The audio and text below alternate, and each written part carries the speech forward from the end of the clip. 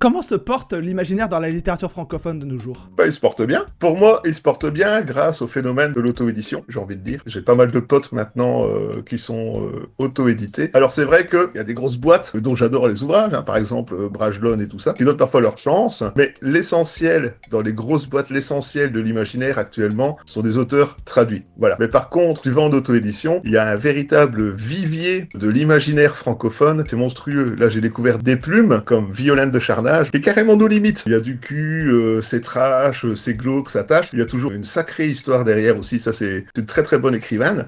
Écrivenimeuse, d'ailleurs, comme elle se définit. Il y en a d'autres. Arnaud Codeville, qui lui, voilà, on n'en parle plus tellement il a fait ses preuves. Il y a Anthony Lamacchia, dont je suis en train de découvrir l'univers aussi, qui est vraiment très très bien. Caroline Carton, qui vient de gagner le prix Masterton en 2023. Il y a Christelle Colpart, Soufflet, qui elle aussi s'attache, mais c'est franchement très très bien scénarisé. Il y a Cemetery Challenge, c'est une véritable tuerie. Non, il y a énormément d'auteurs francophones en auto-édition ou en petite C'est ce que maison j'allais te poser la d'édition. question justement. Je prendrai Livresse, par exemple. Il y a des auteurs qui sont très très bons. Il y a Jean-Pierre Favard qui est chez Livresse, qui va participer au Darkestro. C'est une sacrée plume, c'est une très très bonne plume. Il y a Gilles de Bouvry, il y a Geoffrey Clostrio, il y a Émilie Ancio. Chez Tornada, il y a Jean-Marc Desnaux notamment. Il y a vraiment de très très bons auteurs et en auto-édition et en petite moyenne maison d'édition.